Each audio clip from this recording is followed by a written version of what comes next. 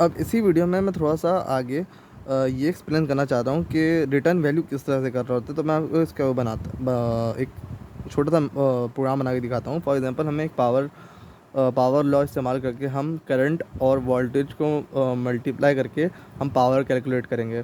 सही है, तो वो किस तरह से एक मेथड रिटर्न करेगा अपनी वैल्यू, तो मैं वो करके दिखाऊंगा। तो मैंने एक क्लास बनाई, पब्लिक क्लास पावर लॉ के नाम से। सही है, और मैंने यहाँ पे तीन वेरिएबल ले लिए।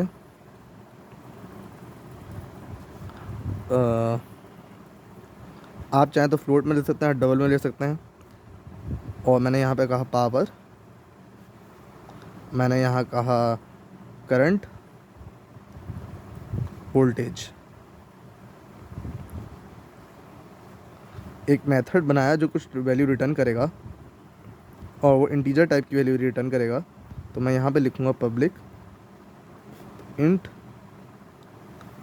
सही है, क्योंकि ये एक पावर को रिटर्न करेगा बेसिकली जब कैलकुलेशन के बाद। तो वो होगी इंटीजर टाइप की वैल्यू। तो मैंने यहाँ इंट लिखा, और मैंने यहाँ कहा पावर कैलकुलेट, एक मेथड का नाम बना दिया कैलकुलेट। वो दो वैल्यूज़ ले रहा है, करंट और अगर आप ये ना भी लिखें तब भी वो उसको ऑटोमेटिकली समझ जाएगा। ये नहीं भी लिखना ज़रूरी है, लेकिन मैंने लिख दिया है ऐसे ही, इंट वोल्टेज। वोल्टेज जगह नहीं थी तो मैंने ऐसा कर दिया और ब्रैकेट कर दिया बंद। अब यहाँ पे यूँ खोला इसको, एक ब्रैकेट करली ब्रैकेट यहाँ बंद किया, और यहाँ पर क्या किया कि हमने कहा कि पावर को मल्टीप्लाई कर दो करंट, और पावर निकालो करंट को वोल्टेज से मल्टीप्लाई करके, और रिटर्न कर दो पावर।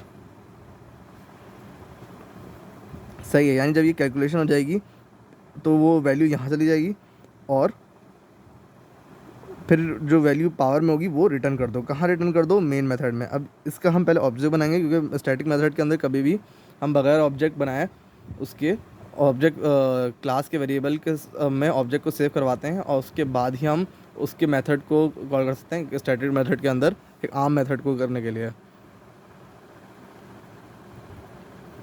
तो अब यहाँ पे हम कहेंगे power law O B equals to new. New keyword से हमने ऑब्जेक्ट बना लिया,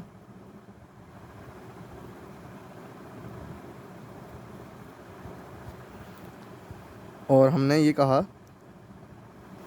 दो वैल्यू पास कर दी इस मेथड में। पावर कैलकुलेट लिखा इधर, कैलकुलेट सेम मेथड नाम यहाँ लिखा, और दो वैल्यूज़ पास कर दी 5 और 10। और इसको अब क्योंकि ये एक मेथड कुछ वैल्यू रिटर्न कर रहा है, तो हमें इसको सेव करवाने के लिए मैंने यहाँ पे, और वो इंटीजर टाइप की वैल्यू रिटर्न कर रहा है, तो यहाँ पे मैंने एक वेरिएबल पी ले लिया, और यहाँ पे system dot out dot print L N P. तो ये वैल्यू प्रिंट हो जाएगी। अब ये इस मेथड इसका फ्लो कैसे चल रहा है मैं आपको वो बताता हूँ। देखें, सबसे पहले क्या होगा कि कंपाइलर आएगा इधर। सही है, वो देखिएगा क्या कि एक ऑब्जेक्ट बनाया हुआ है।